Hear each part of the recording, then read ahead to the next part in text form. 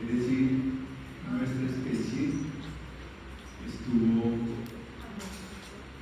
representada por dos fenotipos. Uno, típicamente masculino, social y culturalmente aceptado hasta hace poco, y otro, típicamente femenino, social y culturalmente aceptado hasta hace poco. Aparecen ahora nuevas variantes que de pronto en la próxima clase, cuando hablemos no necesariamente de anomalías, pero sí diferencias con el fenotipo tradicional, vamos a entrar a analizar esas variantes que se observan ahora.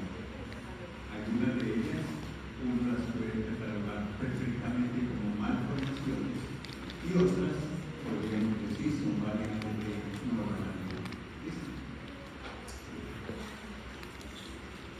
Si la vida fuera eterna, el sexo probablemente hubiera pasado a un nivel secundario. Si algo es importante para la vida, debido a su mortalidad, a su contingencia, a su temporalidad, es que hay que asegurar formar la siguiente generación. Y nosotros ya hemos oído repetidas veces este cuento. ¿Cuál es la primera célula que ya define su destino?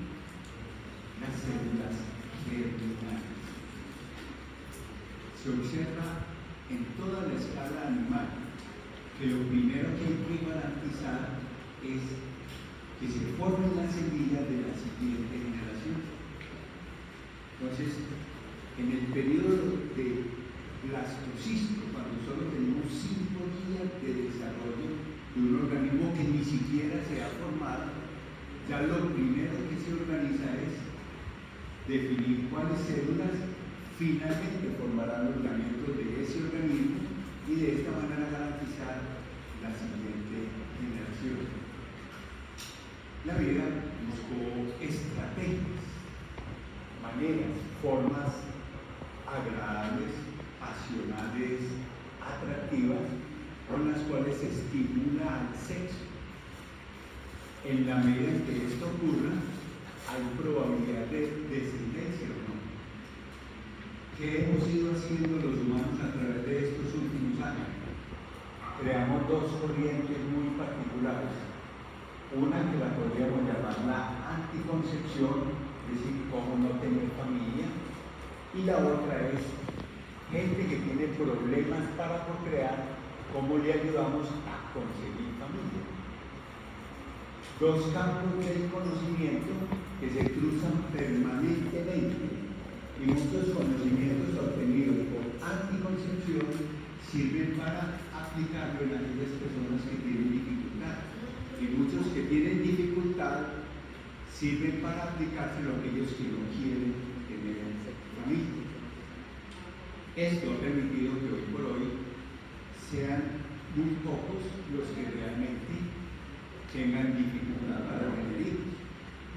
En el pasado definíamos muy fácilmente esterilidad, infertilidad o una fertilidad normal. ¿Qué es esterilidad? Bueno, el mismo en palabras canchudas y vocalicio, ¿no? Ninguna posibilidad de hijos, solo usted puede tener sobrinos. ¿De acuerdo? ¿Qué sería infertilidad? Hombre, con tratamiento, con consejos, con algunos procedimientos, logramos que usted, a pesar de las dificultades que tiene, pueda conseguir un hijo. Entonces, los ciclos biológicos, ¿qué es lo que hacen? Renovar la persona masculina y femenina que va a tener como encargo principal asegurar a la siguiente generación. Entonces va a haber lo que podríamos llamar los ciclos biológicos. ¿Estarían de acuerdo conmigo en que los ciclos biológicos del años que nos representan. Es decir, que en el pasado en promedio cada ciclo duraba entre 25 a 30 años. Hoy tenemos, yo conozco una amiga que es abuela, tiene 47 años y es abuela de 2 niños de 7 y 9 años.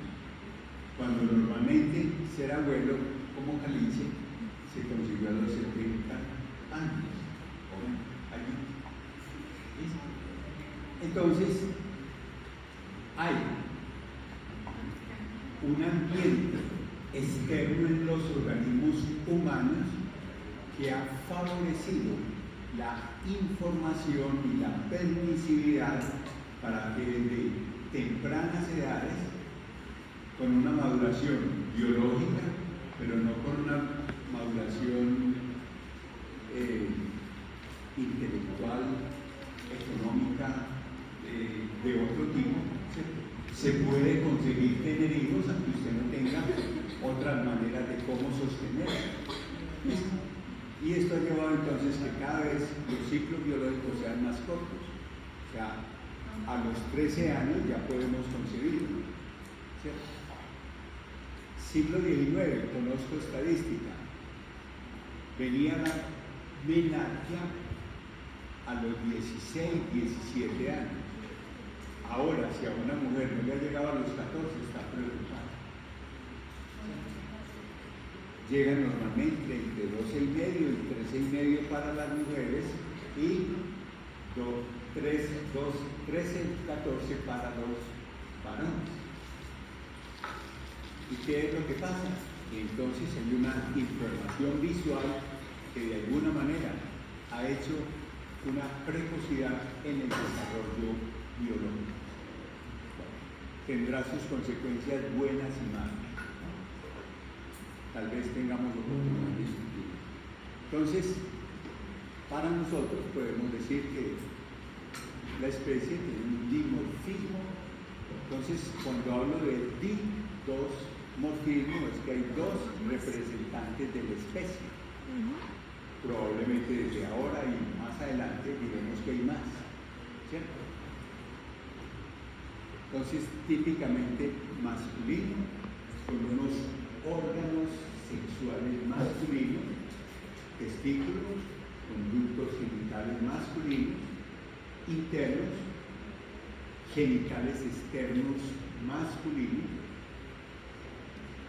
y la contraparte, un fenotipo femenino con genitales internos femeninos, glándula sexual femenina, conductos sexuales femeninos, genitales externos femeninos. De ellos obtenemos los gametos, espermatozoides y ovocitos, y nosotros sabemos que por fertilización logramos formar una nueva semilla que en un desarrollo tendrá la oportunidad de darnos un neonato, un recién nacido, con unos rasgos típicamente masculinos o típicamente femeninos. Hoy por hoy, un montón de fármacos y un montón de sustancias químicas que hemos producido los humanos para, entre comillas, bienestar humano, tienen la coincidencia de que son capaces de unirse a receptores hormonales endocrinos y están creando una serie de caminos diferentes para un producto final de un recién nacido con algunos rasgos que intercalan aspectos masculinos o femeninos y que de pronto en la próxima los podemos abordar. ¿Listo? Pero entonces, hagamos un pequeño recuento de la sexualidad. Muchos de ustedes deben saber esto. Representación de dos bacterias es una fotografía en la cual una está pasándole información a la otra. O sea, en las bacterias también existe la sexualidad. ¿Quién me dice cómo se llama este fenómeno entre las bacterias? conjugación. ¿Y qué es lo que está ocurriendo? Esta forma un pili sexual y a través de ese pili, que es como un túnel, pasa información a la otra. ¿Y qué le podría pasar? Por ejemplo, resistencia a antibióticos. Si esta los tiene, puede duplicar la información, pasársela a esta y los dos quedan con esa resistencia. Pero una de las cosas que podría pasar, ¿saben qué es? El factor para ser capaz de formar pilisexual se llama el factor F. Esta es cultura general, pero no importa que tengan una visión holística de esto, ¿sí? Entonces, si esta bacteria le pasa el factor F a esta, a partir de este momento, ¿esta qué es? Esta era macho y esta era hembra. Si le pasa el factor F, ahora, si este no duplicó su factor F, se convierte en hembra. Y si esta recibió el factor F, se convierte en macho. A este fenómeno en ellos lo llamamos recombinación, ¿cierto? Parte de su información la recombina. Y si ven que esto no es una transmisión vertical, ¿qué sería una transmisión vertical? Padre, ¿cierto? Y esto es que amigo a amiga, ¿o no? ¿Cierto? Una transmisión horizontal. En las plantas hay de todo, pero se ve mucho el concepto de hermafroditismo. ¿Y qué sería un hermafrodita? Aquel que simultáneamente en su cuerpo tiene órganos masculinos y femeninos, ambos funcionales. Por eso a mí me parece, desde el punto de vista del biólogo, que es impreciso cuando en los libros de ginecobstetricia se habla de un hermafroditismo verdadero, el humano. No existe ningún humano que se pueda quitar el chiche y tenga su propia gestación, ¿sí? Tenemos individuos que tienen algunos órganos masculinos y o algunos órganos femeninos, y vamos a hablar de ellos en la próxima. Pero ¿quién se puede autofecundar en humano? Ninguno. A nivel animal podría presentarse eso. Sí, por ejemplo, los caballos. ¿Cómo? Los caballitos de mar son otro paseo muy distinto. El caballito de mar hembra pone sus ovocitos, pero sus embriones se los transfiere al macho y el macho es el que los almacena, hace la gestación en él y luego los libera. Pero no es, el macho produce sus gametos, se los pasa a la hembra, luego la hembra le pasa los embriones, él los gesta y de él sale. Es otro paseo diferente. En cambio, un caracol de pecera se encuentra con otro caracol de pecera, mucho gusto, Carmen, boleo, y los dos salen preñados cada uno para casa. ¿Listo? ¿Qué pasó? El uno le pasó gametos masculinos al otro, el otro le pasó gametos masculinos al uno y ambos quedaron preñados. ¿Por qué? Porque ambos tienen los dos sistemas genitales completos y funcionales. Eso sería un hermafroditismo verdadero. ¿De acuerdo? Bien. Los paramecios. ¿Los qué? Los caracoles mismos no se... Los conductos genitales de ellos están de una manera separados que no podría hacerse como... Y no hay un órgano copulador. Entonces no hay manera de que se entre. ¿Listo? Pero podría ocurrir en otras especies eso. Miren, sigamos y luego ¿sí? Los paramecios. Lo más complicado del mundo, una relación de dos paramecios, de la que hiciera uno pues en cine rojo 3X. Tienen una cópula en la cual en los paramecios hay macronúcleos y micronúcleos.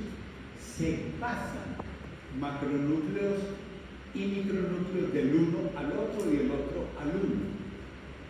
Y de esta manera entonces, cuando él haga fisión binaria, o sea, se divide en dos, como una especie de gemación, pero en división, una amitosis, provoca que se formen ya dos paramecios que son diferentes al paramecio inicial en cada uno. ¿Esto qué es? Variación, modificación de esa información genética, lo cual genera diversidad en la descendencia. En las moscas ya empieza a aparecer un aparato copulador. ¿Sí? El macho generalmente es de menor tamaño que la hembra y el macho es el que se monta y tiene una especie como de bisagra que encaja en el órgano copulador de la hembra. Cierto que los animales deben llegar a un momento en el cual adquieren su madurez sexual, ¿no? Por ejemplo, nosotros y nosotras a los 12 años.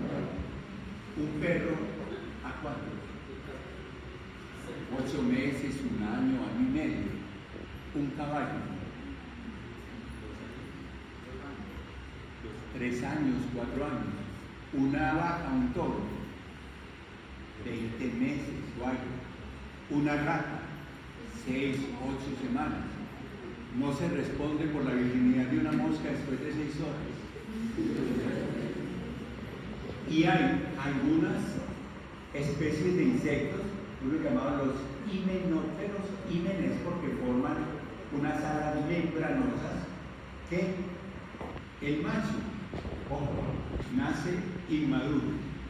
En cambio la hembra eclosiona madura. Y entonces, ¿qué pasa cuando van a nacer un macho? No hay problema, nadie se preocupa. Pero ¿qué pasa cuando va a eclosionar una hembra? Los machos saben que va a salir una hembra virgen o no. Ay, eso vale millones. Entonces, ¿qué? Hay un montón de machos esperando a que la hembra eclosione para el mismo darle la bienvenida que se merece. ¿Listo? Bueno, entonces, miren que esto no es sino un montón de diferentes formas de abordar la sexualidad, de abordar la siguiente generación con variabilidad. El gusanito se considera el animal pluricelular más abundante de la Tierra, Xenolactis elegans, gusanito de 1 milímetro de diámetro. Está en cualquier tierrita que destapemos, él está por ahí. La hembra es de mayor tamaño, el macho es de menor tamaño. Generalmente no abundan las hembras sino las hermafroditas. Y entonces, ¿qué es lo normal que ocurra? Que se deje copular por un macho. Si no hay macho, entonces ella sí podría hacer el fenómeno de autofecundación. ¿De acuerdo? Entonces, el hermafrodita es el que está con más opciones. ¿Cierto? En las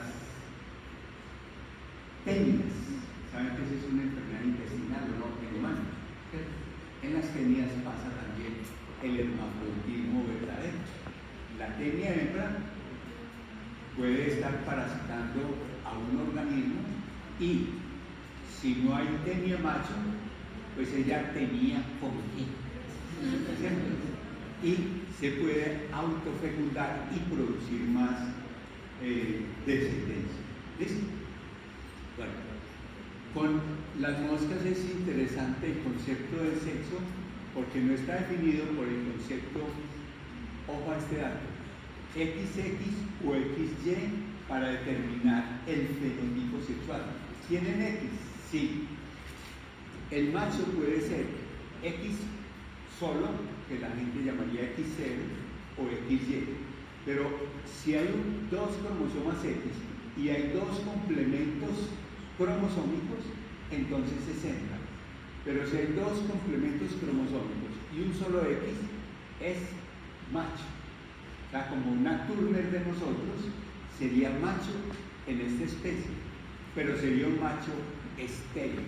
O sea, en las moscas, para ser macho fértil, debe tener el X y el Y, pero podría ser macho con un solo X sin tener el Y, pero es estéril. Entonces miren cómo hay un juego, una complejidad ahí muy interesante. Todo esto es cultura general. ¿Listo? Grillo, grilla. Entonces, al fin y al cabo, grilla. ¿Sí?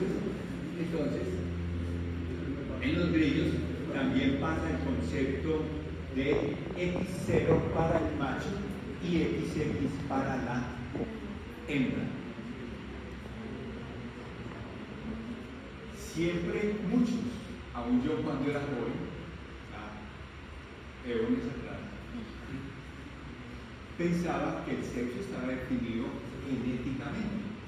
Pues resulta que no en todas las especies. Tratemos de entender esto porque nos da una cultura amplia de este concepto. Puede ocurrir, y lo vamos a reafirmar con algo experimental que hacemos los humanos, ¿sí?, que el sexo lo determine solo, o mejor dicho, desencadene solo la temperatura. Y miren esta situación, en este tipo de tortugas, cuando el huevo está incubado entre 26 y 28 grados, todos terminan siendo fenotípicamente machos.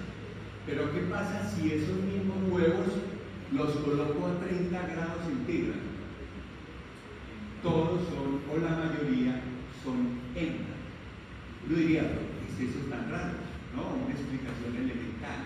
Recuerdan que hay una energía cinética que determina cómo las enzimas actúan, ¿no? Y entonces, a determinada temperatura, unas enzimas están más activas que la otra y las unas desencadenarían rutas masculinas o rutas femeninas. Y entonces, ¿qué pasa cuando tenemos temperaturas intermedias en esta especie? Pues habrá más o menos machos y hembras. Entonces, cuando incubamos un huevo de gallina, ¿podría ocurrir lo mismo o no? También pasa en los cocodrilos, en muchas especies. Pero miren en esta que tan particular. Si la temperatura es intermedia de incubación, hay machos y hembras, ¿cierto? Pero si la temperatura es muy baja o muy alta, hay más que todo hembras. ¿Y qué pasa en muchos de los cocodrilos? Cuando la temperatura es intermedia, entonces se aumenta el número de machos. Pero temperaturas bajitas o temperaturas muy altas, en ese rango, producen más que todo hembras. Entonces miren cómo los humanos, para repoblar algunas de estos tipos de animales, podemos coger esos huevos que siembran las hembras, ¿cierto? Y podríamos aumentar el número de machos o el número de hembras. Les dice uno, cuando la cocodrilo hembra siembra sus huevos en la arena, va a haber como una disposición de altura o no. Los que estén más cercanos arriba tendrán oportunidad de mayor temperatura o no. Y los que estén más cercanos abajo, menor temperatura.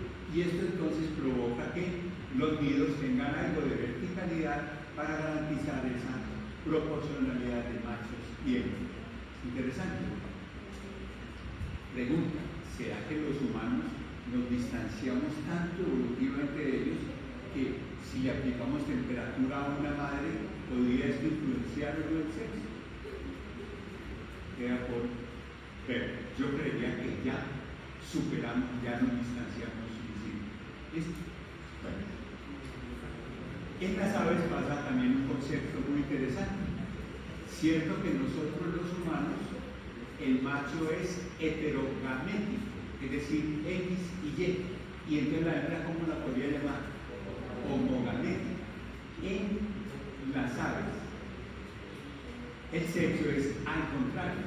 La hembra es heterogamética y el macho es homogamético.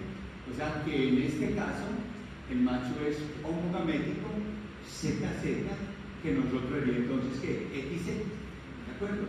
Y la hembra es heterogamética, que sería ZW, ¿de acuerdo? Entonces, otra manera en la cual la evolución ha ido jugando al azar para organizar algo que se vuelva más efectivo, más ágil. Bien, metámonos un poquitico entonces en nuestro genoma. Para nosotros, el sexo, sabemos que está relacionado con una serie de hormonas y factores que se van a ir expresando en tiempo y lugar específico para finalmente dar un producto típicamente masculino o típicamente femenino. Y nos han vendido la idea de que tenemos cromosomas sexuales, ¿cierto? O sea que el sexo está limitado al cromosoma X y al cromosoma Y, lo más mentiroso que se puede tener. ¿Por qué? Porque en el resto del genoma hay un montón de genes que son absolutamente indispensables para que haya una presentación típicamente masculina o típicamente femenina.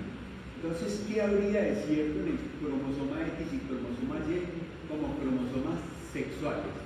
Que serían los disparadores de una ruta masculina o de una ruta femenina. Cuando hacemos el cigoto tiene una vocación femenina, o sea, arrancaríamos con un embrión femenino, y de ahí para adelante viene una cascada de expresión de genes que termina dándonos un fenotipo femenino, o sea, continúa con lo que inició. Entonces, ¿cómo se puede lograr formar un macho? Hay que cambiar las reglas de juego. ¿Quién cambia las reglas de juego? El gen SRY, que está localizado en el cromosoma Y. A las 6.5 semanas se expresa el SRY y dice, ¿saben qué? No me gusta el programa femenino. Y voy a frenar, bloquear la ruta ancestral, la ruta por defecto se llama, y voy a abrir una nueva ruta. Y entonces nosotros somos machos a partir de la 6.5 semana. Conclusión, los hombres somos mujeres arrepentidas.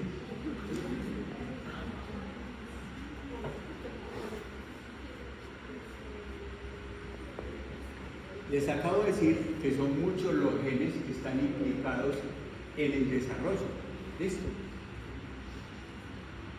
Vamos a hacer dejemos anotados algunos de ellos, ¿sí? De pronto algunos con alguna función y otros solo se los menciono para que los podamos tener en cuenta cuando hablemos de la diferenciación sexual atípica, anormal o variante de normalidad. ¿Listo?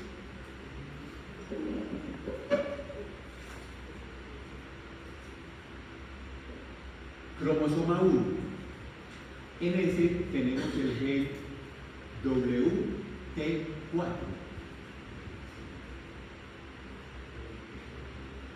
Ese gen tiene que ver con el desarrollo del ovario. Entonces, de una vez, solo una pinceladita para no complicarlo mucho. Imagínense si él no se expresa, pues podría ella tener un ovario anormal y entonces hablar de un pseudohermafroditismo masculino, pero no lo pongan ahí, solo por ahora. Cuando él funciona bien, ¿qué es? Tiene que ver con el desarrollo del ovario. En el cromosoma 2, miren este gen,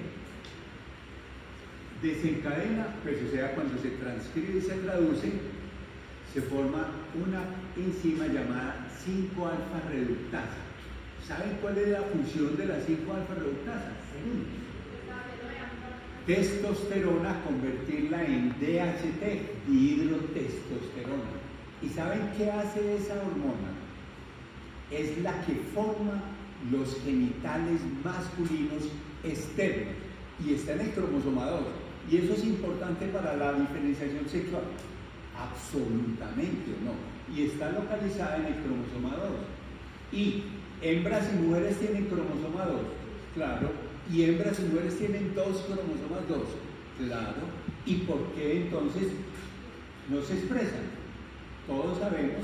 Entonces miren, por eso quiero como meterlo por todos los huequitos, cierto que si no hay sustrato, a pesar de que hay enzima, no hay producto. Entonces, si yo no tengo, ¿cierto? Si yo no tengo sustrato, o sea, testosterona, no puedo tener dihidrotestosterona. Entonces, mis genitales de Carlota no se me van a masculinizar. ¿Correcto? Entonces, lo vamos a llamar, el nombre es largo, pero SDRX, no, pongámosle para nosotros el gen de la 5-alfa reductasa. Y así le cogemos los dos aspectos. ¿Listo? Gen para la 5-alfa reductasa localizado en el cromosoma 2. ¿Listo? ¿Cómo? ¿Qué es lo que hace? O sea, virilizar los genitales externos masculinos. ¿Listo? Estoy buscando un cromosoma 6. Cromosoma 6. Listo. El cromosoma 6 tiene un gen que se llama SIG19. SIG, S-Y-P de Euler.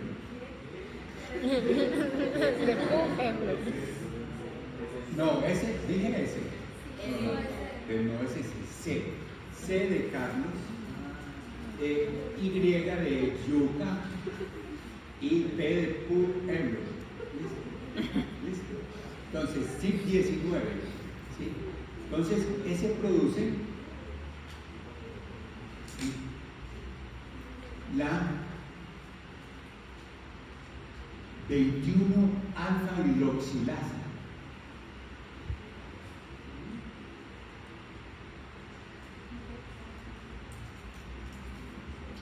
Lo vamos a ver cuando hablemos de los pseudohermafroditismos. ¿Listo? Tenemos tiempo. Bien. Estamos en el 6. Vámonos al 9. Cromosoma 9. Profe, vea, este colegio arriba. Profe, arriba. Profe, arriba. Ese. Este Sí. es un cromosoma 9, muy bien. Listo. En el cromosoma 9 está el SF1. Se conoce como factor esteroidal 1. Ese gen, como muchos otros, pueden actuar en diferentes momentos del desarrollo. Un momento importante, tengo una gónada que está indecisa, no sé qué es el testículo o ovario, ¿cierto? Y entonces es lo que permite que haya una gónada bipotencial. Entonces, determina la formación de la gónada bipotencial y actúa en la diferenciación masculina porque se expresa en la célula de Sertoli.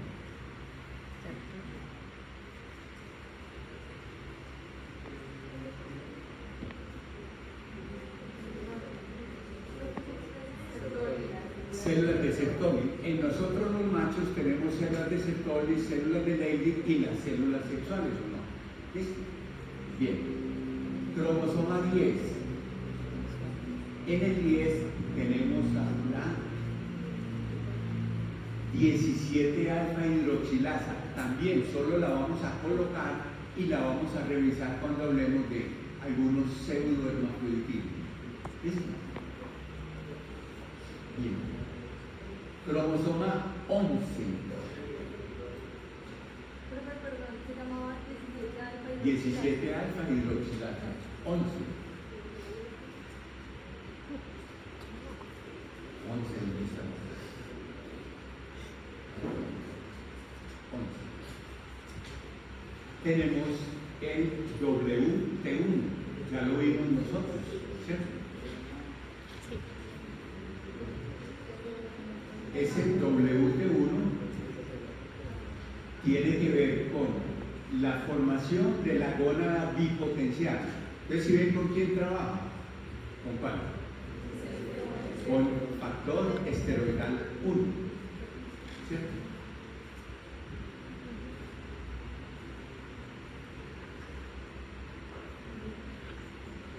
Entonces, tiene que ver con la formación de la gonadotropina. Y nosotros sabemos que cuando él está mutado, W1, ¿qué es lo que significa? Tumor de Wien, ¿cierto? Y entonces tiene que ver con el desarrollo del riñón y tiene que ver con cuando tiene mutaciones con tumores en el riñón. ¿Listo? Cromosoma 12.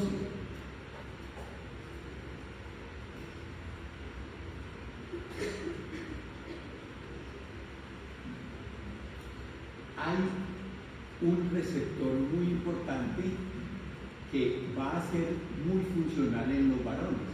Entonces se va a llamar el receptor para la hormona antimülleriana. Receptor para la hormona antimülleriana. Puede aparecer como AMH receptor. O en algunos le han dado el nombre de MIF. Miren que MIF sería como lo mismo, factor inhibidor de Müller, ¿cierto? O aún como MIS, sustancia inhibidora de Müller. ¿Listo? Pero este es el receptor de esa, ¿de acuerdo? Entonces miren, ¿qué le pasaría a un macho que no tenga ese receptor? Desarrolla genitales internos femeninos.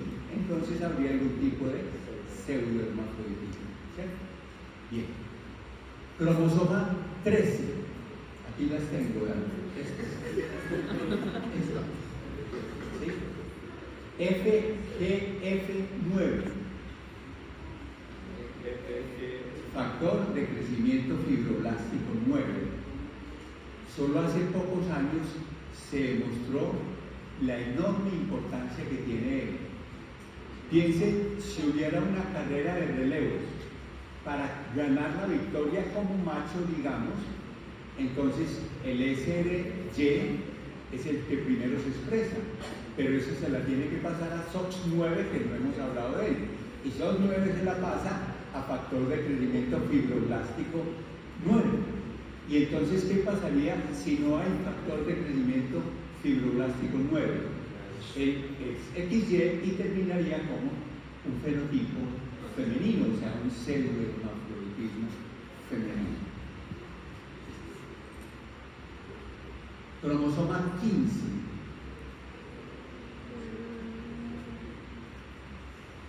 ¿Listo? El gen para la aromatasa. ¿Listo? Recordémoslo como tal. Y siquiera en este momento acabo de dar cuenta que tuve un lapsus. ¿Recuerdan que en el cromosoma 6 les dije CYP21? Por eso, CYP9, por eso es el CYP21. ¿Sí? O sea, en el 6 le ponemos CYP21 y es para la 21 hidroxilasa, ¿cierto? Que quede claro. Y CYP19 es en el cromosoma 15. Cromosoma 15, CYP19. ¿Y para qué codifica? Para el gen de la aromatasa. Cultura general en este momento. ¿Saben qué hace la aromatasa? Coge los estrógenos y me los convierte en testosterona. Y saben que nuestras mujeres en la época reproductiva tienen mucha aromatasa, ¿no? ¿Por qué? Porque durante el desarrollo folicular se forma testosterona, ¿cierto? Que hay que convertirla en estrógeno. Y la enzima tiene la capacidad de hacer el movimiento reversivo, ¿de acuerdo? Pero, ¿por qué es muy importante la diferenciación masculina? Porque en nosotros no solo debe haber, pues sí en todos, diferenciación fenotípica, sino diferenciación sexual cerebral.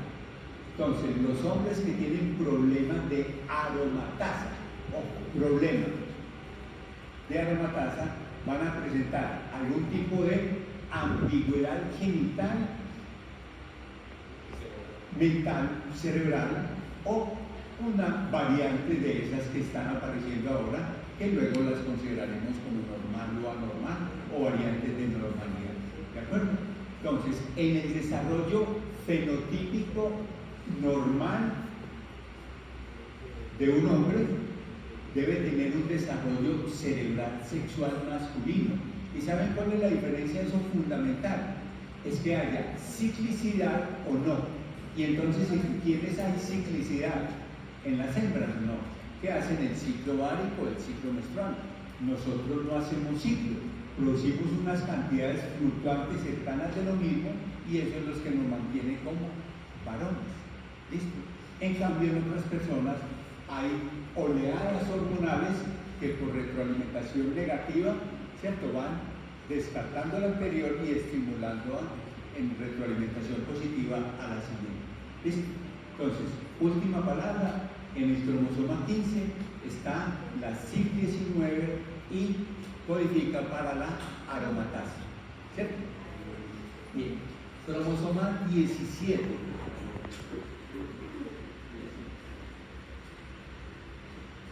Cromosoma 17 está el gen SOX9. ¿Recuerdan lo que les dije ahora? Para formar un hombre es como cadena de relevos. SRY le pasa la información a SOX9, SOX9 le pasa la información a factor de crecimiento fibroblástico 9 y ese entonces estimula la producción de la hormona antimuleriana y por ahí vamos en la ruta masculina. ¿Listo? Pero por ahora simplemente SOX9 recibe, se activa por la expresión de SRY. Entonces es definitivo para la ruta masculina. ¿Qué pasa si SOX9 no se expresa? Cromosómicamente macho, pero fenotípicamente con alguna ambigüedad o pseudohermafroditismo masculino primero. ¿Listo? De una vez este concepto antes de que se me olvide. Miren, si yo digo pseudohermafroditismo masculino, ese masculino o femenino siempre lo relacionamos con los cromosomas sexuales.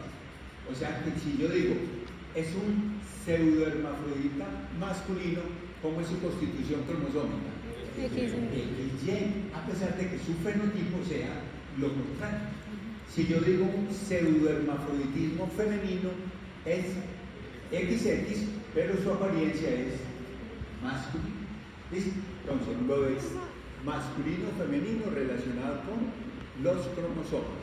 O sea que es compatible, es del mismo lado de masculino XY y femenino XX, pero su apariencia es al contrario o diversa. ¿Listo?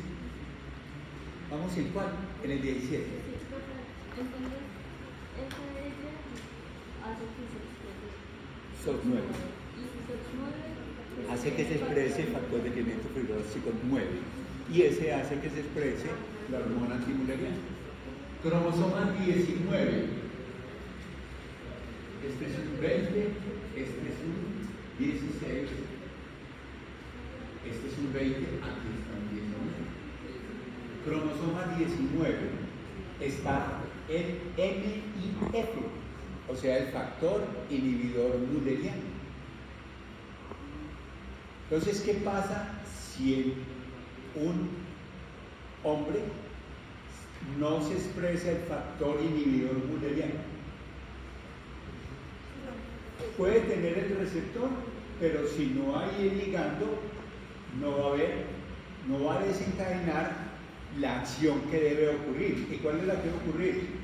Mandar para la porra, hacer apoptosis a quién? A todo el aparato que iba a formar la parte femenina. Entonces terminaría con un pseudohermafroditismo masculino. ¿De acuerdo? Chica, duro.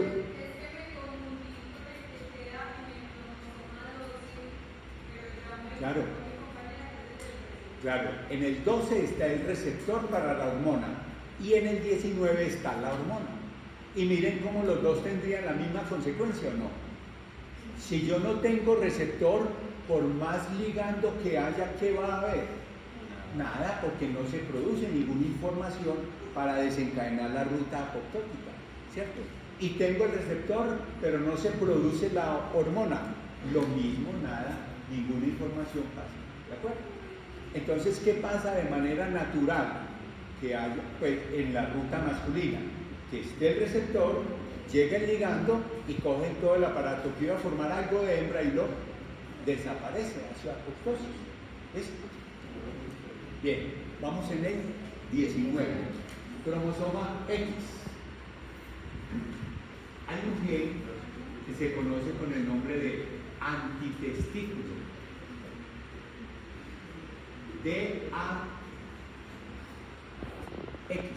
DAX 1. Entonces, miren, si yo tengo en los varones el SRY en el cromosoma Y, ¿cierto? Y tengo un cromosoma X, la pelea cuerpo a cuerpo entre un DAX1 con un SRY, ¿quién la gana? El SRY, por eso el fenotipo es masculino. Pero ¿qué pasa cuando se empiezan a aumentar los DAX1? No somos machos, pero somos muchos, ¿sí o no? Y entonces, ¿qué va a pasar? Empieza a ganar el aspecto femenino. Entonces, ¿qué pasa con Klinefelter? XXY, ¿no? ¿Y qué pasa con otros? Entonces puede haber una duplicación de DAX1 y empezar a crear un fenotipo más femenino, ¿no? O sea que podríamos también relacionar a DAX1 con un pseudohermafroditismo masculino, ¿cierto? Pero no, ¿qué vamos a notar en DAX1? Lo vamos a recordar como el gen antitestículo y que está localizado en el cromosoma X. Y el otro que es una verdadera, al menos para mí, paradoja, el receptor de andrógenos. ¿Cómo le va a decir? Receptor de andrógenos. ¿Dónde debería estar un receptor de andrógenos? En el Y. ¿Y dónde está? En el cromosoma X. Y fuera de eso a las mujeres le damos 2X. ¿Sí o no? O sea que está como en duplicado. Pero nosotros sabemos que en las mujeres pasa algo. ¿Qué pasa?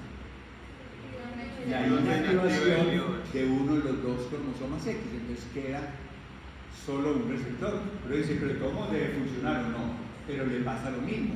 Yo puedo tener el receptor, pero si no produzco la hormona del ligando, pues no va a haber nada. Y entonces, ¿qué le pasa a nuestras damas cuando tienen un ovario poliquístico?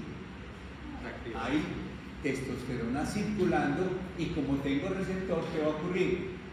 Hormona ligando receptor desencadena algún tipo de virilización. ¿Listo? Bien, estamos en el cromosoma X. Y ya para terminar, en el cromosoma Y. ¿Cómo se llama receptor de andrógeno? ¿Cómo? Receptor de andrógeno. ¿Cuál? AR o receptor de andrógenos. Bueno, y en el cromosoma Y, que no tenemos aquí un Y, lo puse por aquí este ladito, miren. Él es retrasado. Usted sabía que el cromosoma Y fue en el pasado un cromosoma X y que ha ido perdiendo partes de material y por eso ahora se presenta chiquito. Pero en ese cromosoma Y, miren, en el brazo corto del cromosoma Y está nuestro gen que dispara la ruta masculina, el gen SRY. Esa sigla significa Sex Reversal Y. ¿Listo? Entonces es el gen reversa, ¿cierto? Que cuando está normal hace la expresión hacia lo masculino y entonces bloquea a uno, bloquea a otros para que pueda haber una ruta testicular en vez de una ruta oval, ¿cierto? Bien, y aquí en la parte media del brazo largo está el gen AZF. Y saben, ese gen AZF significaría factor de asociación. Y entonces lo conocemos es simplemente como el gen que desencadena la espermatogénesis. Entonces observen, si yo tuviera un cromosoma Y que no tiene brazo corto, ¿cuál sería el fenotipo? Hembra, ¿cierto? Pero si tengo un cromosoma Y que tiene brazo corto, pero le falta este pedazo donde está el gen AZF, ¿cómo sería? Varón estéril, no hace espermatogénesis. ¿De acuerdo? Bueno, les cuento, esto es una manera simplificada de ver la diferenciación sexual. Sin embargo, vimos cositas, ¿no? Y con eso podemos formar al menos unos cuadros clínicos muy interesantes que los vamos a discutir la semana entrante. Entonces, como el tiempo es corto, vamos a tratar de definir cuáles son los aspectos fundamentales de desencadenar una diferenciación sexual masculina o femenina. Este esquema se ha conocido con el nombre de esquema o secuencia organizacional del sexo en primates. Pero muchos solo dicen no en humanos porque nosotros no somos como amigos, primos, hermanos de nosotros, tienen de todo esto, igualito. Entonces, en la parte media voy a decir como si fuera el tipo de definición genérica. Y me voy para los lados y veo entonces la definición femenina y la definición masculina. Ahí lo tengo de manera también simplificada. Entonces, miren, ¿qué sería para empezar a formar hembra? La ausencia del gen SRY.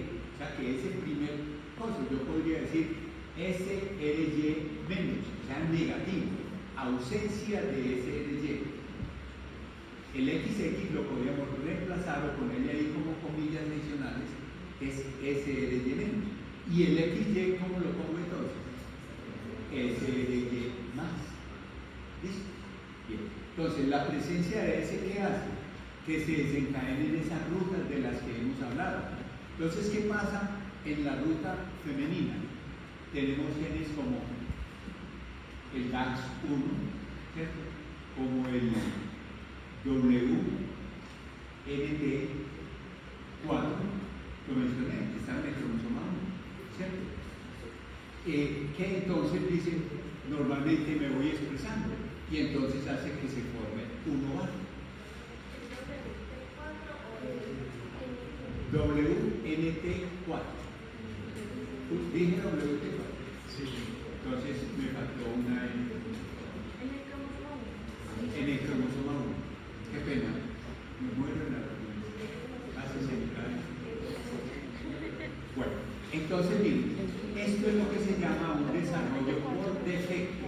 Esa palabra defecto suena asquerosa, porque es como si fuera anormalidad. No, es desarrollo por ancestralidad, que es que esta ruta viene ocurriendo. ¿Y cómo puede ocurrir esta? Cuando alguien se para y bloquea la ruta de ancestralidad y dice, no, yo no quiero eso, haga de esta manera, entonces prende, ¿cierto? Otra serie de bombillos diferentes que desencadenan la ruta masculina. ¿Listo? Entonces vemos, si hay ovario, yo digo hay un sexo gonadal, ¿cierto? ¿Y qué pasa? Pues la glándula sexual produce unas hormonas, entonces esto me desencadenaría un sexo hormonal. ¿Y qué hacen las hormonas aquí? Cogen algunas estructuras y me las hacen femeninas, ¿cierto? Y esas estructuras femeninas finalmente me conformaron una mujer, ¿de acuerdo? Y entonces, ¿qué pasa en la ruta masculina? Bloqueamos esto y entonces aquí, SRY le pasa la bola aquí a SOX9. SOX9 le pasa la bola aquí a factor de crecimiento fibroblástico 9. Factor de crecimiento fibroblástico 9 desencadena la formación de hormona antimuleriana. Y entonces, ¿qué pasa en la hormona antimuleriana?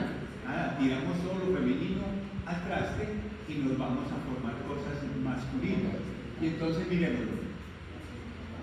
Una de las cosas que hacen es que SOX9 y factor de crecimiento fibroblástico 9 forman los cordones testiculares. Pues ya eso suena a varón, ¿no?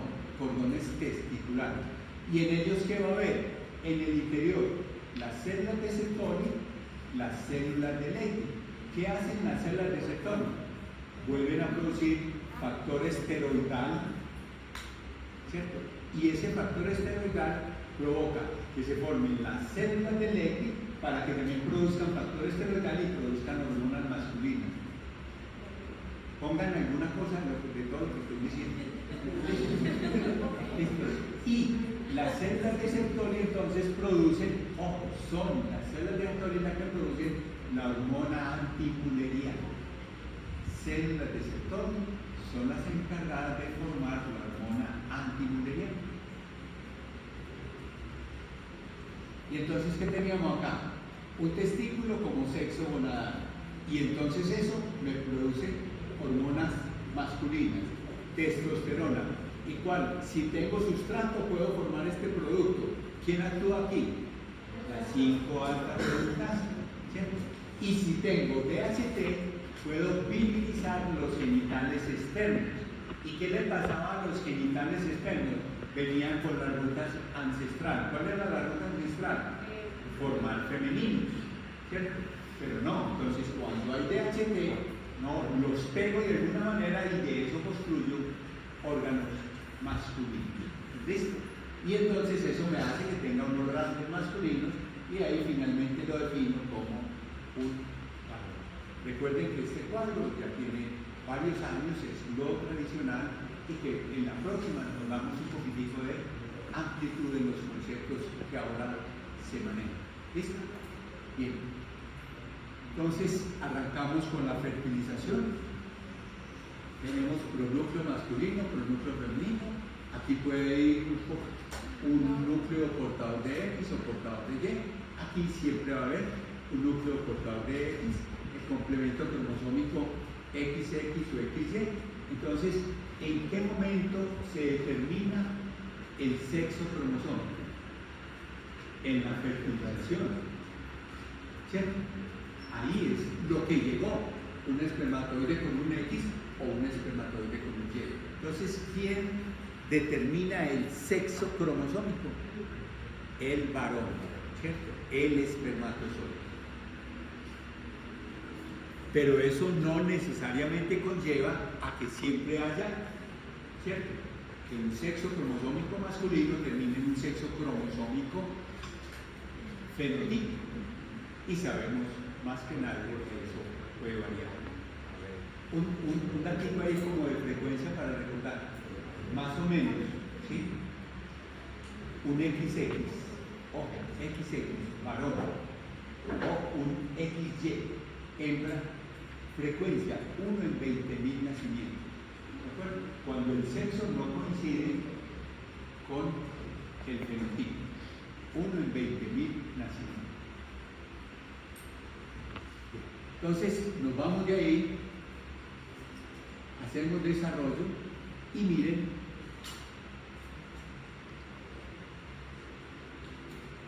en blastocisto. Aquí ya hay celulitas que yo, cuando sea grande, voy a hacer células sexuales. ¿Listo? Y entonces voy a hacer células sexuales masculinas o células sexuales femeninas. No los voy a tiburar con marcadores de eso. Vámonos. Ocurre inclusión, nos implantamos disco bilaminar, epi e hipoblasto, disco trilaminar, ecto, meso y endo. Algunos autores, algunos embriólogos, hablan de las células de la cresta, células de la cresta neural como la cuarta capa germinativa, pero para nosotros esas le pertenecen al ectodermo. Y algunos otros también piensan que las células de la línea germinal deberían ser tratadas como una nueva capa. Solo les estoy comentando los chismes, pero nada, nosotros seguimos lo mismo. Entonces, ¿de dónde provienen las células germinales primordiales? Vamos a recordar que provienen del epiblasto. ¿Recuerdan cuando teníamos epiblasto e hipoblasto? ¿Quién llevó el grupo? El hipoblasto. solo nos quedó epiblasto. Entonces es como lo más cercano que podemos retraer. Las vemos desde el epiblasto, persisten en el epiblasto y de ahí continúan para hacer una migración particular. ¿Listo? Nosotros hemos dicho cientos de veces, ¿cierto?, que esto es notocorda, que esto es mesodermo paraxil, ¿cierto?, que está formado por somitas y somitoras, y este es mesodermo intermedio. Entonces, el mesodermo intermedio es el protagonista del órgano. Mesodermo intermedio. ¿Qué se forma a partir del mesodermo intermedio? Anotémoslo todo. ¿Qué es lo más importante que hemos visto? Riñón y vías urinarias, ¿o no? ¿De acuerdo? Pero además entonces, glándula sexual, o sea, ovario o testículo. ¿Sí? Conductos genitales.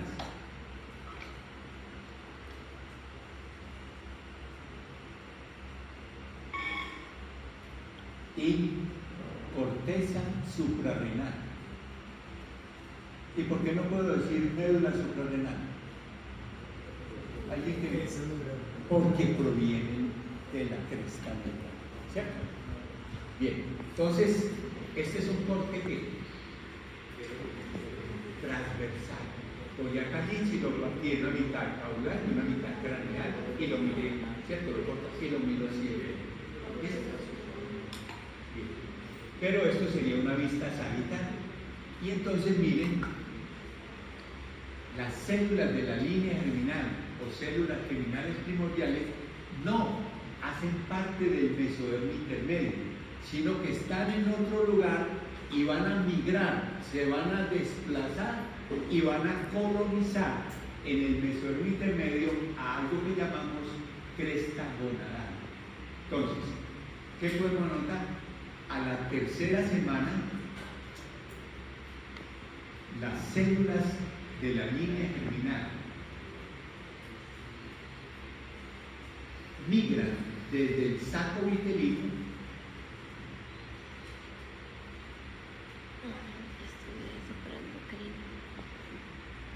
y colonizan,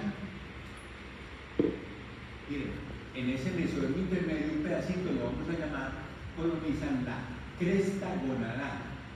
Entonces es cierto que cresta gonadal significaría que eso es como un primordio de gónada, ¿no? Y la gónada podría ser lo uno o lo otro, ¿no? ¿Cierto? Entonces colonizan la cresta gonadal y todavía no sé si se va a formar un ovario o un testículo, ¿de acuerdo? Y entonces, ¿quién es el que dispara eso? Si no se expresa SRY, se formará un ovario. Si se expresa SRY, se formará un testículo. ¿Listo? Bien. Entonces, están llegando las células, vienen, están en Río Negro y bajan a Medellín, y en Medellín está la cresta gonadal, y ahí entonces van a ejercer una influencia en el desarrollo para terminar siendo un ovario o un testículo. Entonces, miren, también otra palabrita importante. Cierto que la cresta gonadal la puedo definir como bipotencial. ¿Qué significa bipotencial? Puede formar lo uno o puede formar lo otro. Tiene dos capacidades. La cresta gonadal tiene dos capacidades: formar lo uno o formar lo otro. Luego me repites la semana, por favor. Desde la tercera semana, y eso, imagínense, es como 2 milímetros y se demora como 3 semanas para llegar allá. Pero es un movimiento ameboidal de las células que se van desplazando. Imaginen la complejidad de eso. Hay una serie de receptores y de atrayentes y de repelentes para que las células vayan a los sitios especiales. ¿Quiénes son las que más saben reconocer atrayentes y repelentes? Las células de la cresta anular, que migran a todo lado. ¿Listo? Bueno, entonces, aquí tenemos la cresta gonadal. ¿Listo? Ojo, en esta cresta gonadal se van a formar unos cordones. Esos cordones los vamos a llamar cordones medulares o cordones sexuales primitivos. Entonces, si yo veo una cresta gonadal que tiene cordones sexuales primitivos o cordones medulares, todavía no sé si va a ser ovario o testículo, o sea que está en periodo indiferenciado. ¿Listo? Y entonces una manera de reconocer para dónde va, si destruye todo, es que es mujer. ¿Listo? Si con lo que tiene hace cualquier cosa, es varón. Lo van a ver. Entonces, ¿qué pasa en la ruta? Pongamos la masculina, que es la más fácil para poder entender la femenina. Los cordones sexuales primitivos se convierten en cordones testiculares. ¿Recuerdan que ahora mencionamos cuál era la característica donde ya aparece que la ruta dio por un lado? La conformación de cordones testiculares ya me dice que esta gónada tomó una decisión. ¿Y cuál era la decisión? Formar testículos. Cordones testiculares solo las veo en testículos. ¿Listo? ¿Cómo? Esto es más o menos la semana 6:30, 7. Listo. Pero entonces hagamos el paralelo con las damas. ¿Qué hacen las mujeres en formación con los cordones medulares o cordones sexuales primitivos? Ay, no me gusta. Yo los voy a desaparecer y formo otros. Y entonces, para notar, ¿cierto?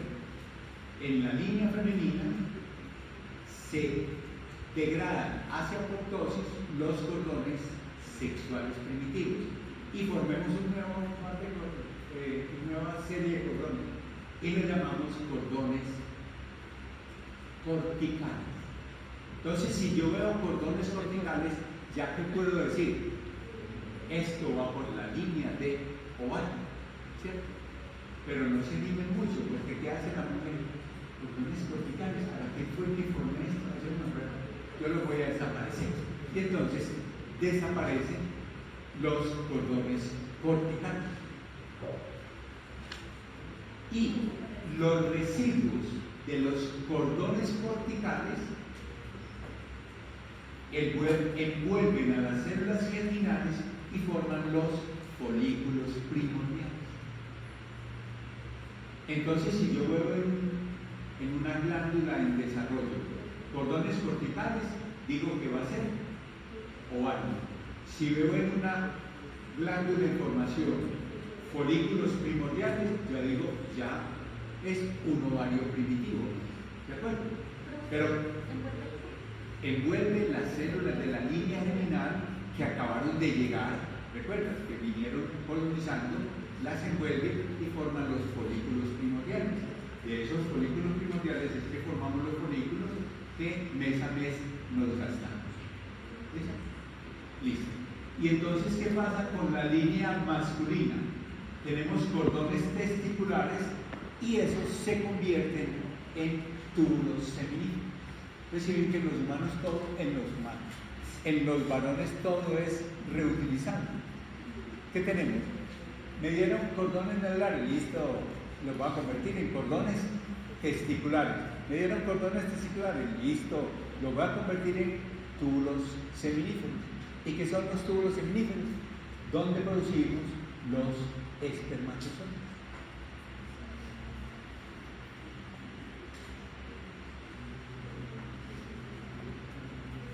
Bueno, entonces quedó claro para nosotros que la cresta gonadal es bipotencial.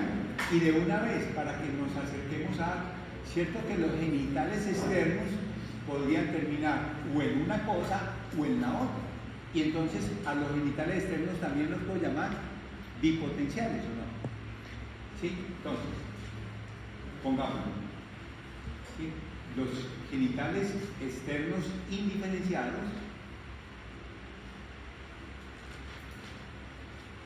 también son de carácter bipotencial. Explico para que no noten esto. En el pasado, aún en los libros se decía presencia de testosterona y de dihidrotestosterona, ¿qué hace?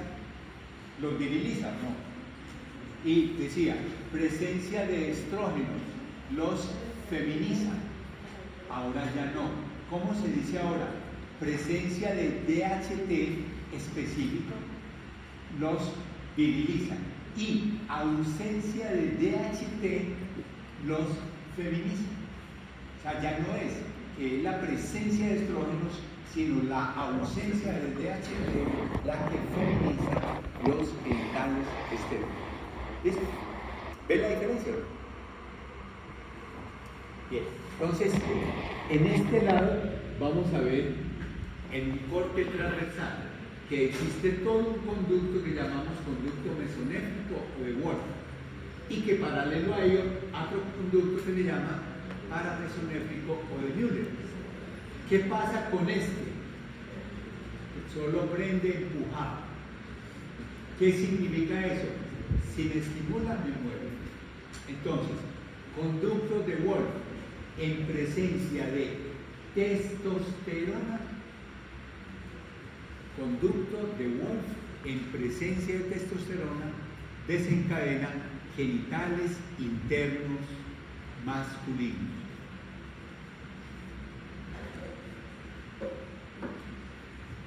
Y entonces, ¿qué incluiríamos ahí?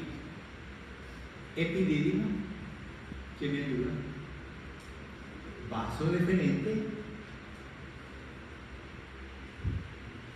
vesícula seminal y conducto eyaculador.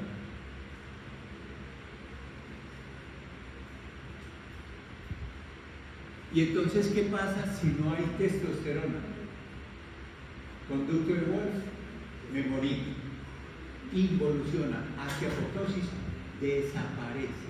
Entonces, ¿por qué las mujeres no tienen genitales internos femeninos? Porque como no hay testosterona, ¿qué le pasa a los conductos genitales masculinos primordiales? Pues desaparecen. Y por eso no tenemos en las mujeres genitales. ¿Viste? Con el otro conducto la cosa es al contrario, muy difícil. Entonces tenemos conductos paramesonéfricos o conductos de Müller. ¿Y saben qué? Ellos dicen, yo peleo hasta con el putas, pero yo voy para adelante, yo me formo. ¿Listo? Y entonces, ¿qué pasa en una mujer? Se forman, ¿listo? Entonces, a partir de conductos paramesonéfricos o conducto de Müller, se forman trompas, cuerpo del útero, cuello y tercio superior de la vagina. Miren que eso es muy interesante ahora cuando veamos la diferenciación externa. Sí, desaparece, por eso no lo vemos. ¿Listo? Pero entonces, ¿qué pasa? Estamos con el desarrollo de un macho. Tiene testosterona y entonces estimula el desarrollo del conducto de Wolff. ¿De acuerdo?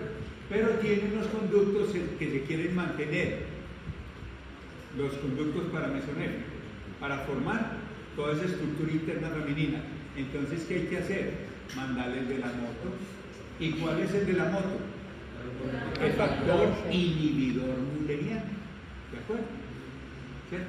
Entonces, en los varones, el factor inhibidor mülleriano se expresa más o menos desde la 8ª semana.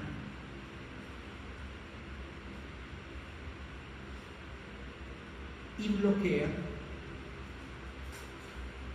el desarrollo paramesonéfrico. Entonces, si ven, si en un hombre no produce factor inhibidor mülleriano, que va a tener, si tiene testosterona, hace sus genitales internos masculinos, ¿no? Pero no tiene factor inhibidor mülleriano, no hay quien bloquee al otro y que hace otro. Ah, yo formo lo mío, no. Y entonces por eso le podemos ver genitales internos masculinos y femeninos a uno, a pesar de que sea XY. ¿Listo? Bien. Aquí vemos en azulito el conducto mesonéfrico, conducto de Wolff, y en rojo el conducto paramesonéfrico o conducto de Müller. Entonces, cierto que dije que es que prende empujado el conducto mesonéfrico. A eso lo vamos a llamar un desarrollo inductivo. Entonces, el conducto de Wolff tiene un desarrollo inductivo, o sea, debe ser estimulado. ¿Y qué pasa con el conducto de Müller? ¿Está prendido o no? Entonces a conducto de Müller lo relacionamos con la palabra desarrollo constitutivo.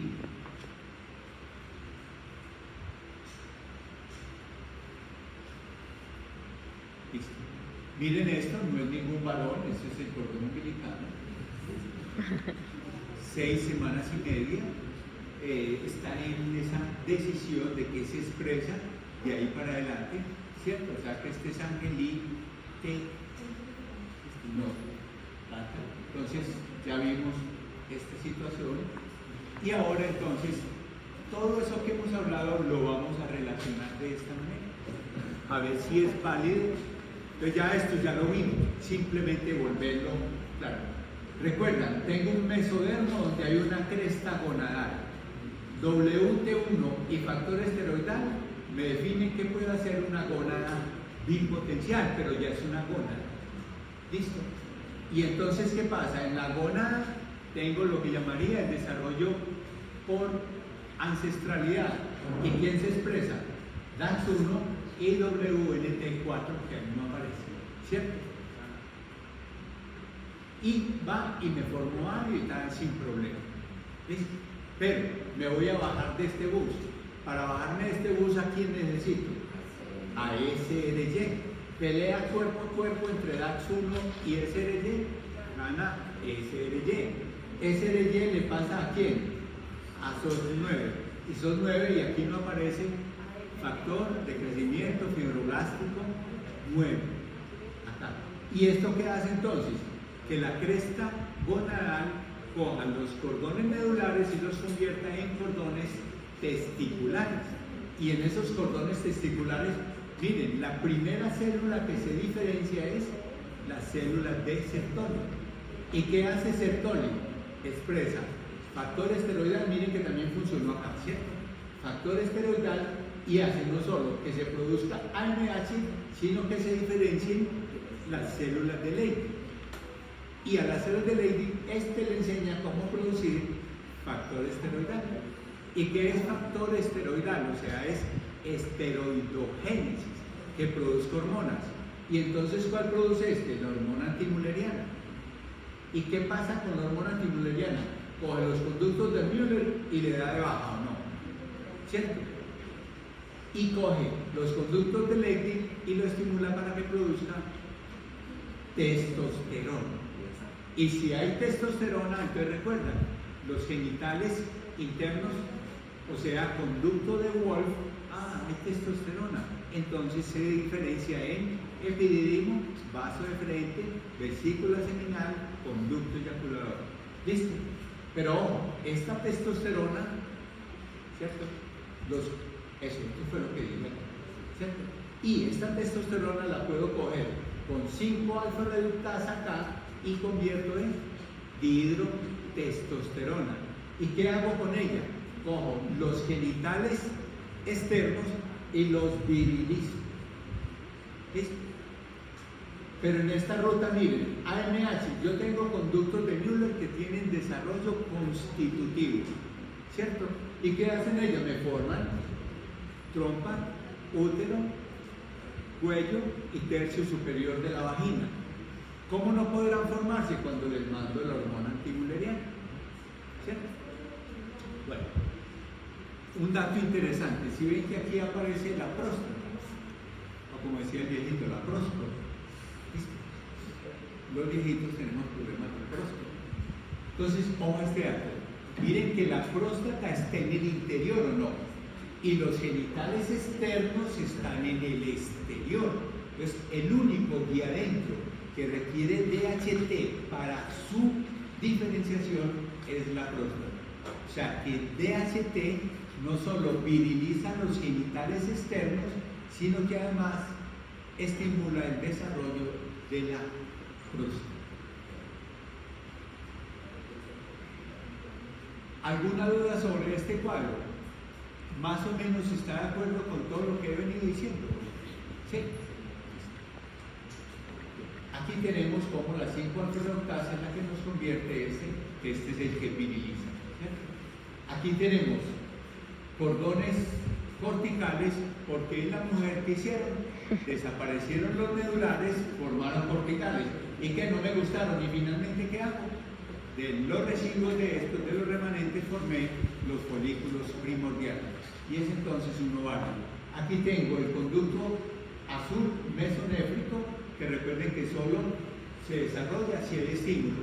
Entonces, ¿qué va a pasar en este ovario? Él no está produciendo testosterona, entonces todo este desaparece. Pero ¿qué le pasa al naranjado? ¿Cómo llamamos este? Café raro. ¿Cierto?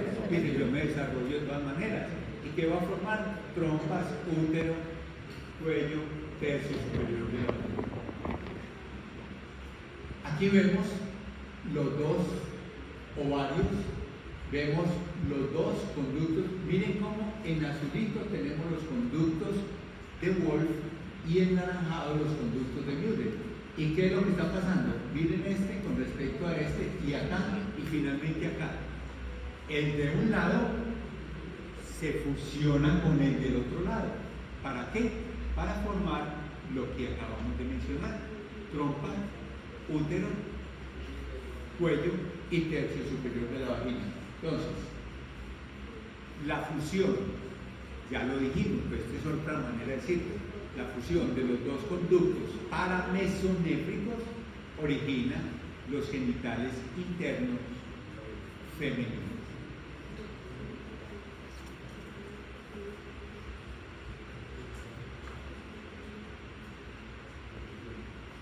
Aquí tenemos conducto paramesonéfrico de un lado, conducto paramesonéfrico del otro. Fusiono los dos y miren, queda la parte que no se fusiona, las trompas. Y la parte que se fusiona me forma el cuerpo del útero, el cuello y el tercio superior de la vagina. Lo dijimos, ¿cierto? Pero quedan dos cosas o tres cosas por formar. Una, solo se ve en estadios larvarios, el hímen. Y el resto, entonces, los dos tercios inferiores de la vagina y el himen lo vamos a recordar de origen endodérmico. Ojo, los dos tercios inferiores de la vagina y el himen son de origen endodérmico. Y ojo, cierto que si a una mujer le diera factor inhibidor mulleriano, todo esto desaparecería o no, pero ¿este qué? No. Y entonces puedo tener una mujer con una vagina de 1, 2, 3 centímetros de longitud y nada más. Sí, hay agenesia mulleriana, y entonces yo puedo tener una mujer completamente normal, pero sin útero ni trompa, pero tiene una vaginita con la que se puede trabajar. Pues desde el punto de vista estético. Y saben que es muy común, y de hecho se presentan, y compañeras de ustedes han pasado por nuestras manos en la parte clínica, ¿sí? En la cual los hemos relacionado con unas, ¿cierto? Y se hace una neovagina. Entonces, en una vaginita de 2 o 3 centímetros se hace incisión, se abre y se cierra más atrás, y se le hace una vaginita más acorde con el tamaño masculino. ¿Listo? ¿Cómo lo quiere? Se le tiene. ¿Listo? Bueno, entonces queda claro. Esto es de origen endodérmico, lo que tenemos en amarillo, y esto es de origen mesodérmico. ¿Puedo decir que la vagina es endomesodérmica? Sí. ¿Puedo decir que el útero es qué? Solo mesodérmico, ¿cierto? Aquí tenemos lo mismo de lado. La vagina inicialmente se forma como un tubo macizo y luego se canaliza, o sea, hay mucha apoptosis del tejido interno, y entonces lo último que queda es la formación del himen. Bien. ¿Fácil? ¿Qué puede ocurrir entonces? Que lo interno no tenga el completo desarrollo y se presente en diferente anormalidad. Esto lo vamos a ver en la próxima clase. ¿Cierto? Miren todos los tipos de cosas raras. Pero ya nosotros lo vimos y con esto vamos a terminar la clase de hoy. ¿Sí? Vamos a llamar a los genitales externos masculinos como seno urogenital. Ojo, los genitales externos primitivos los vamos a llamar seno urogenital. Recuerdan que el seno urogenital, dijimos, es bipotencial. Y dijimos, presencia de DHT viriliza todo esto. Ausencia de DHT da el desarrollo femenino. Entonces, ¿de qué está compuesto? Está compuesto el seno urogenital primitivo. Esta parte la vamos a llamar tubérculo genital. Entonces, el seno urogenital primitivo, y pongámosle ahí de origen mesodérmico, porque es que tenemos que en los libros también llaman seno urogenital primitivo a la parte ventral del intestino posterior, que es el que forma vejiga y otras cosas. ¿Listo? Seno urogenital primitivo mesodérmico, pongamos ese dato para que no haya duda, ¿cierto? Tiene tubérculo genital, pliegues genitales,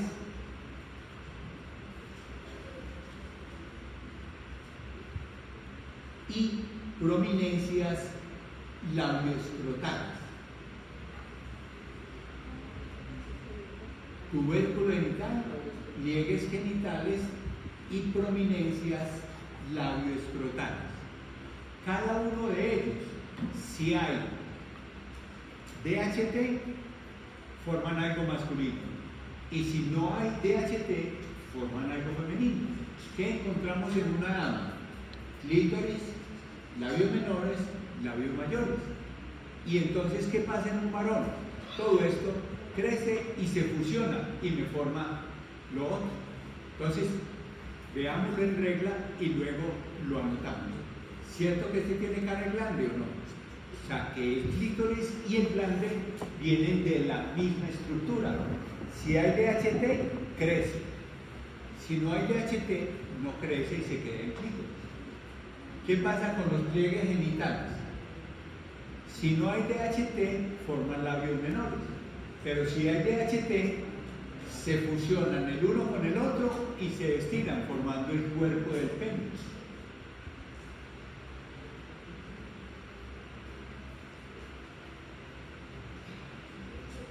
Y finalmente, las prominencias labioescrotales.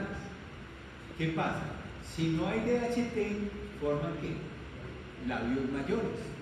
Y si hay DHT, ¿qué pasa? Se fusionan y se cuelgan y forman el escroto.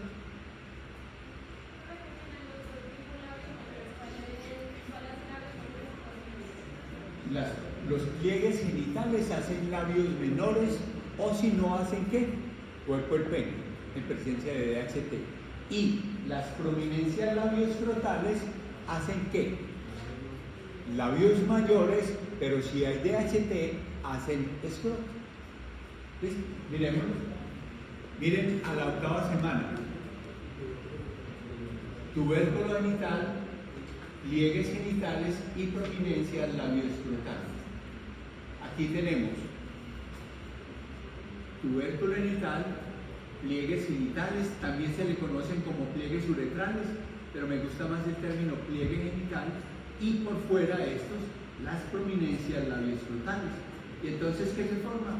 Clítoris del tubérculo genital. ¿Sí o no? De los pliegues uretrales o pliegues genitales, mejor genitales, que fue como lo notamos, los labios menores.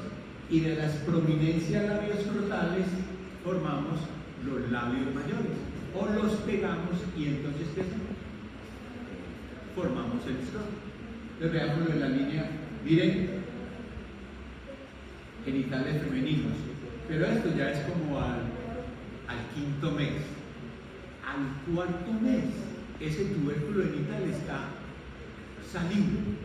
Y aunque ya ha tomado la línea femenina, es un clítoris como sobresaliente. ¿Listo? Y luego entonces van creciendo los labios menores y los labios mayores y lo van abarcando, ¿no? ¿Listo? Entonces esto es lo que hace que muchos ecografistas se confundan para definir el sexo fenotípico. Un buen ecografista, ojalá de la de Antioquia, ¿cierto?, puede definir sexo con mucha seguridad desde la semana 12. ¿Listo? Semana 12, posfertilización. Ojo a ese dato. Y entonces en la ecografía aparecería semana 14, ¿o no? ¿Recuerdan el dato por qué? Claro, porque hemos dicho que siempre lo tomamos desde la fecha de última menstruación. Pero un buen ecografista, ojalá también de la Antioquia, calidocito, desde la semana 13 es capaz. Recuerdan que les acabé de decir que él se apuntaba, se asomaba o no. Y entonces, si se asoma muy alto, ojo, sea como más paradito, va a ser varoncito. Y si asoma más horizontal, va a ser un ciclo. Pero eso está en letra menuda. Pero así lo hicieron mis amigos con mi nieto hace 3 años. Desde la semana 13, el grupo de medicina fetal, tuve la oportunidad con ellos de hacerle un seguimiento en las semanas previas a mi hija por ecografía y venía Miguelito. Bueno, entonces miren también otra carterita ahí bien bonita, sin problema. Aquí vemos que todo lo de azul que nos formó, epidídimo, ¿cierto?, vaso deferente, vesícula seminal y conducto eyaculador.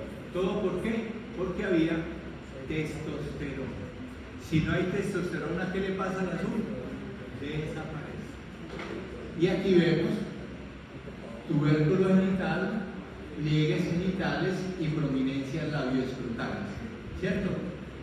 El tubérculo genital con presencia, todos estos con presencia de DHT, se forma el glande, el cuerpo del pene y el escroto, ¿cierto? Y así entonces formamos unos genitales externos femeninos. Entonces miren, ese pajarito ya tiene cara de pajarito, ¿cierto? ¿Y qué es lo que necesitamos? Ya el tubérculo genital está tomando más cuerpecito para formar el glande. Se ven los dos pliegues genitales que están buscando fusión para formar el cuerpo del pene y se ve como si fuera una ranita, ¿cierto?